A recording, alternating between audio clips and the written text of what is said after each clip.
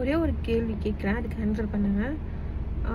இந்த டிபார்ட்மெண்ட்டில் இருக்கிறவங்களுக்கு எவ்வளோ சேலரி கொடுத்தாலும் பத்தவே பத்தாதுப்பா, இவங்களுக்கு எவ்வளோ வேணாலும் கொடுக்கலாம் அப்படின்னு நினைக்கிற நீங்கள் என்ன டிபார்ட்மெண்ட் நினைக்கிறீங்களோ அது கமெண்ட் பண்ணுங்கள்.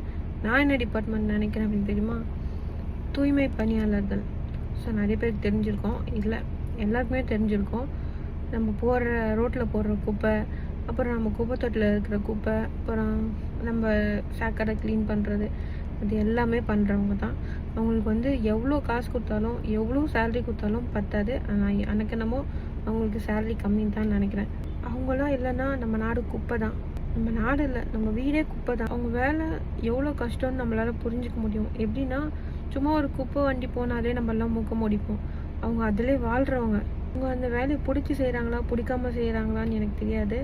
ஆனால் அவங்க நமக்காக பண்ணுறாங்க. மரியாதை கொடுக்க வேண்டியது நம்ம கடமை இல்லை. நம்ம போட்டதை அவங்க க்ளீன் பண்ணுறாங்க. அந்த மாதிரி நம்ம வீட்டில் இருக்கவங்களே நம்ம ஏதாச்சும் போட்டதை கூட க்ளீன் பண்ண மாட்டாங்க. இவங்க யார் என்னன்னே தெரியாது, ஆனால் நமக்காக அந்த வேலையை செய்கிறாங்க. ஸோ கொஞ்சமாவது ரெஸ்பெக்ட் பண்ணுங்கள் அவங்கள. உயிர் இருக்கா இல்லையான்னு தெரியாது. அந்த சாமிக்கு நீங்கள் தட்சணை கொடுப்பீங்க. உயிர் இருந்து நம்ம எல்லாரையும் சுத்தமாக காத்துக்க, நம்ம எந்த நோயும் வராமல் காக்கிற இவங்களுக்கு கண்டிப்பாக ஏதாச்சும் பண்ணுங்கள். என்னால் முடிஞ்சதும் கண்டிப்பாக பண்ணுறேன். இவங்களுக்காக ஒருத்தவங்க ஒரு ஹெல்ப் பண்ணியிருக்காங்க. ஸோ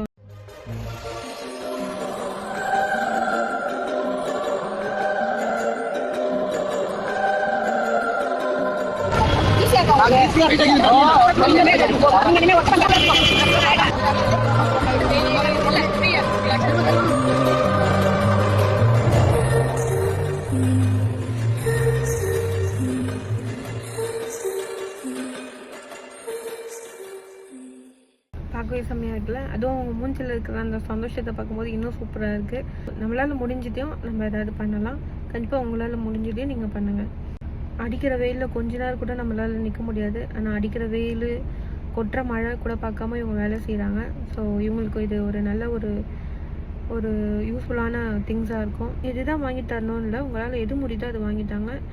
ஸோ நம்மளை சுற்றி இருக்கவங்கள நாம் தானே பார்த்துக்கணும்.